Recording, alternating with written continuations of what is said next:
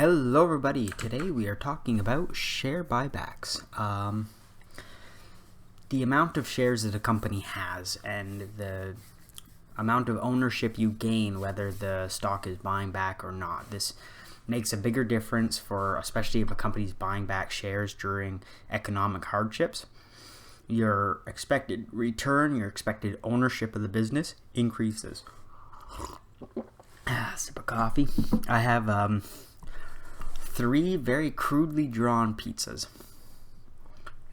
We're in red today, and in the middle pizza we have if the shares stayed the same the entire time.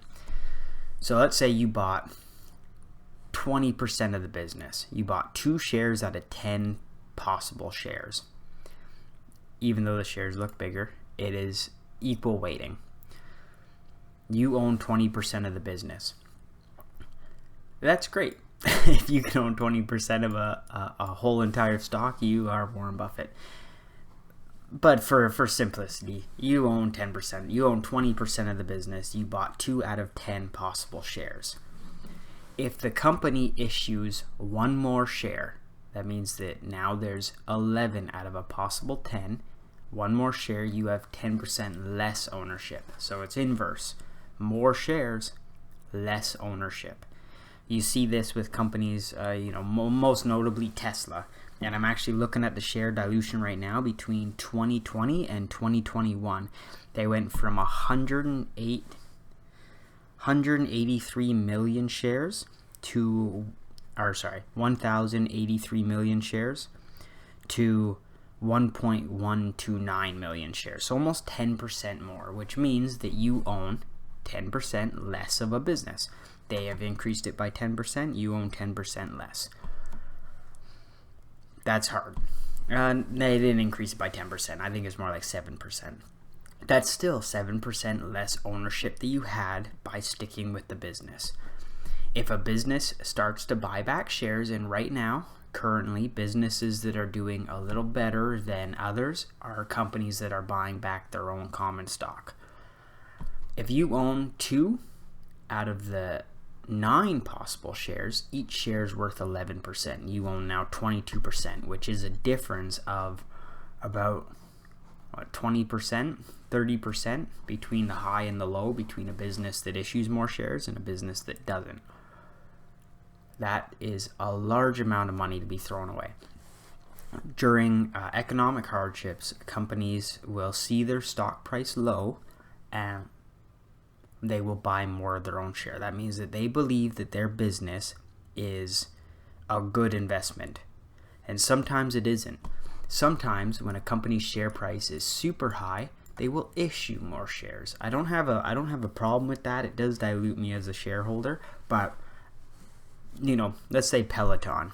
Peloton has a huge float of shares, but if their share price is, Netflix, $700, and then they start issuing more shares at $700, that's fantastic for the business. They're raising lots of money by doing so.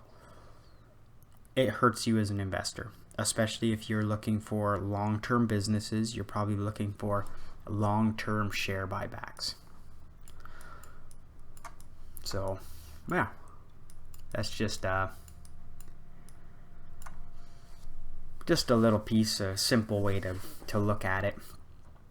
Obviously, it didn't take me too long to draw these little circles, and you can pause the video to take a look at them. The math is not 100% because every pie, these 2 pies here, they actually end at 99%, so you actually get like a 0.1%, something like that. Yeah, that's how share buybacks work, and you can track these macrotrends.net. Just Google share buybacks of the company that you want. I'm sure you'll find semi-reliable information. I use Webull to track. Company Newtek has been issuing, Bao writes about 10% more shares per year for like the past 10 years. That is a crazy large amount, but in a fast-growing business, the growth outweighs the shares that they're issuing, which is in Tesla's case, even though they're issuing 10% more shares, that business is worth 20% more. you pocket the difference of 10% by owning them long term. If they flip that and they start buying their own shares back, though, think of the gains. A company who is known for just praising investors to death or rewarding the long-term investor has always been Apple.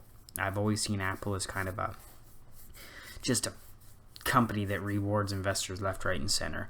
By owning more, by them buying back their own stock year over year, 2% per year, let's say, then they are essentially like helping you 2% per year, or giving you a growth of 2% per year, which is fantastic. Such a good, and that comes before dividends. So if a company has money for dividends or share buybacks, the more tax efficient is share buybacks, because it means that you get appreciation in stock. You don't get paid outright unless your money's in a tax sheltered account. That's something different. It applies to different sets of people, but share buybacks are great for long-term holders. Anyways, guys, that's my bit on share buybacks. I hope you like it. I hope I clarified something. If you have any questions, and we can talk about it in the comments. I do get a comment every so often, but I like to hear from you guys. So if you watched the video and you stayed this long, Jesus Christ, thank you very much. Give me a thumbs up, and I'll see you guys next time. Peace.